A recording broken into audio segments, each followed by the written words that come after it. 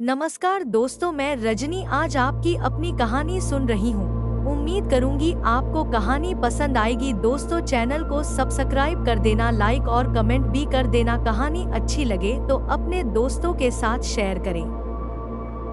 दोस्तों, इस कहानी में दिए गए सभी पात्र कल्पना है। इनका किसी भी व्यक्ति विशेष के साथ कोई संबंध नहीं है। कहानी आपका मनोरंजन के लिए है। दोस्तों, मेरी उम्र 35 साल है। मेरी शादी को 10 साल हो गए हैं। मेरा एक बेटा है जो कि 7 साल का है। दोस्तों, मेरे पति अक्सर काम के सिलसिले में घर के बाहर रहते हैं और मुझे रातें अकेली ही कटनी पड़ती हैं। अभी मेरा बेटा, उसको भी स्कूल में छुट्टियां हैं, वो भी अपने मामा के घर चला गया। पूरा घर जैसे मुझे काटने को आता है। पूरा दिन घर में अकेली बोर हो जाती हूँ। सोचा आज बाजार चलती हूँ, कुछ सामान लेकर आती हूँ। मैं नहा धो कर तैयार होकर घर से निकली तो सामने एक लड़का मुझे देखकर घूर रहा था। उसका नाम चमन है। वो हमारे ही पड़ोस में रहता है। उसकी निगाहें मुझे ऊपर से लेकर नीचे तक घूर रही थी। मैं उसको नजरअंदाज कर आगे चल पड़ी। थोड़ी देर में देखा तो वो मेरे पीछे आ रहा है। मैंने सोचा मोहल्ले का है, किसी काम से जा रहा होगा। मुख्य बाजार जाकर अपने घर के लिए सामान लेने लगी। फिर सोचा कि एक सूट अपने लिए भी ले लेती हूँ, इसलिए एक कपड़े की दुकान पर चली गई। वहाँ पर एक लड़का मुझे सूट दिखा रहा था। उसकी बातों में कोई जादू था। मुझे बोला, भाभी जी ये सूट आप पर अच्छा लगेगा, आप एक बार ट्राई करें। मैं सूट लेकर आईना की तरफ गई और खुद को आईना में देखने लगी कि तभी मैंने देखा चमन मुझे देख रहा है। उसने अपने हाथ से इशारा किया जैसा बता रहा हूँ कि ये सूट मुझे पर अच्छा नहीं लगेगा। मैंने दुकानदार से कहा, भैया कोई और दिखाओ, ये अच्छा नहीं है। उसने दूसरा दिखाया तो मैं भी आईने में देख रही थी। चमन ने इशारा कर बताया कि ये अच्छा है। मैंने वह सूट ले लिया। दुकान से बाहर निकलते ही चमन मेरे पास आया और बोला, भाभी आप ये सामान मुझे दे, मैं घर तक पहुंचा देता हूँ। पता नहीं मुझे क्या हुआ था, मैंने कुछ नहीं कहा और अपना सामान चमन को दे दिया। मुझे याद है एक बार मेरे पति ने मुझे बताया था कि चमन कैसा लड़का है। उसकी नजर हमेशा औरतों पर लगी रहती है, कब किस औरत को अपना शिकार बना ले पता नहीं। ना जाने कितनी ही औरतें के साथ इसके संबंध रहे होंगे। मगर एक बात है, इसने कभी भी किसी को गलत नहीं कहा, न किसी से लड़ाई की। आज तो मैं चमन की बातों में आ ही गई थी। खैर, चमन मेरे साथ घर तक आ गया। अब उसके गेट से वैसे तो नहीं बच सकती थी, तो मैंने उसको अंदर आने के लिए कहा। चमन भी अंदर आ गया। मैंने इशारा किया, बैठने को कहा। चमन सोफे पर बैठ गया। मैं किचन में पानी लेने चली गई। पानी लेकर मैंने एक गिलास चमन की तरफ बढ़ाया तो मेरे बदन से दुपट्टा सरक गया। तो चमन की नजर मेरे सतनों पर थी। मेरे सतन वैसे भी बड़े बड़े थे, उसके ऊपर नजर आ रहे थे। चमन तो देखकर एकदम सुन्न सा हो गया। मैंने जल्दी से अपना दुपट्टा थिक किया। चमन भी पानी का गिलास लेकर एक ही घूंट में पी गया और बोला, भाभी अब मैं चलता हूँ, अगर आपका कोई काम हो तो बुला लेना। चमन ने अपना नंबर मुझे दे दिया। उसके जाने के बाद मैं बहुत देर तक चमन के बारे में मैं सोचती रही। फिर कब आँख लग गई पता नहीं चला। शाम को मैं ऐसे ही अपनी चौबारा पर चली गई तो देखा सामने खेतों में चमन को देखा। शायद वह घास कटने गया होगा। चमन एक 27-28 साल का नौजवान था और खूबसूरत भी था। मन में आया कि चलो इसको कॉल करती हूँ। मैंने कॉल का इस्तेमाल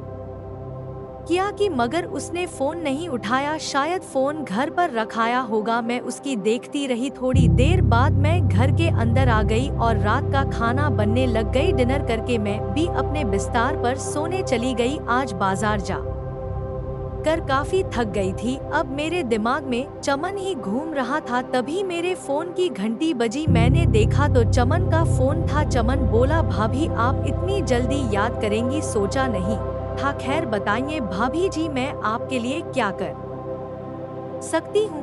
मैंने कहा कि नहीं, बस ऐसे ही कॉल की थी। तो चमन बोला, अब कॉल करो थी, बात भी कर लो, वैसे भी मैं अकेला हूँ। मैंने कहा मैं भी अकेली हूँ। तो चमन बोला कि आप मेरी तन्हाई दूर कर दो, मैं आपकी तन्हाई दूर करता हूँ। चमन किसी भी औरत को पत्ता लेने के लिए मैं माहिर था। उसकी बातें किसी भी औरत को पत्ता लेने के लिए काफी थी।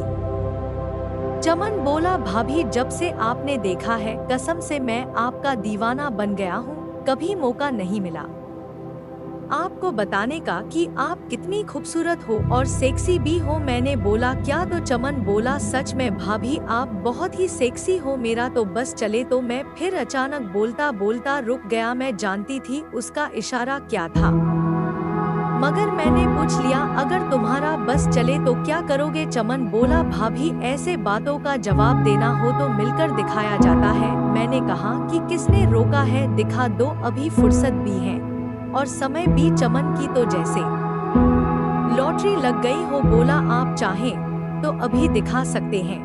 मैंने भी हाँ बोल दे। उस समय रात के 12 बज रहे होंगे। चमन बोला मैं आ जाओ आपके पास। मैं चुप रही, तभी चमन का फोन कट गया। थोड़ी देर बाद चमन मेरे सामने था। उसको सामने देखकर मेरी सांसों में तेजी आ गई। मुझे समझ नहीं आ रहा चमन ने जैसा ही मेरा हाथ पकड़ा मुझे करंट सा लगा। मैं खुद को रोक नहीं पाई और चमन से लिपट गई। रात का समय और सांसों का तेज होना कुछ इशारा कर रहा था।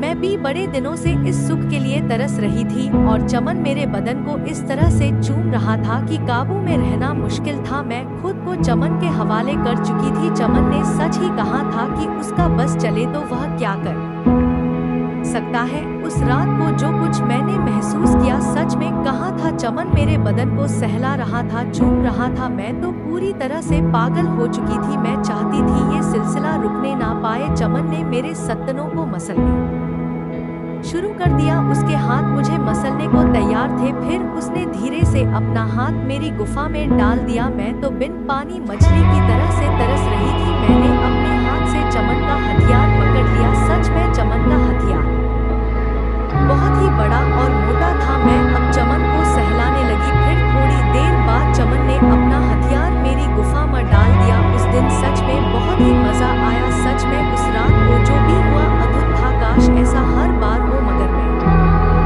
किसी की बीवी हूँ, एक बच्चे की माँ हूँ। पता नहीं उस रात मैंने चमन को क्यों नहीं रोका। चमन सच में जादूगर है। मुझे ऐसा नशा हो गया था जो शादी के बाद कभी महसूस नहीं हुआ। मैं चमन का पूरा सहयोग कर रही थी। मजा तो हम दोनों ही ले रहे थे। उस रात को चमन ने सच में मुझे पागल ही कर दिया। कब हमारे बदन से कपड़े उतर गए पता ही नहीं चला। कब हमारे बदन एक हो गए पता ना चला हमें। रात चमन ने मुझे बार बार सुख दिया जिसका मुझे जरूर थी। मैं पूरी तरह से चमन से लिपट गई। मैं तो चाहती थी ये रात कम ही ना हो, बस ये सब चलता ही रहे। इस तरह से रात से सुबह हो गई। चमन को अपने घर भी जाना था। इससे पहले लोगों को पता चले चमन अपने घर चला गया। मैं भी अपने कपड़े पहनकर सोचने लगी रात को जो कुछ हुआ है क्या सच में हुआ। हाँ, मैं कोई सपना देख दोस्तों हम कभी कभी अपने रास्ते से बका तक जाते हैं। अगले दिन मेरा भाई भी मेरे बेटे को लेकर मेरे घर आया।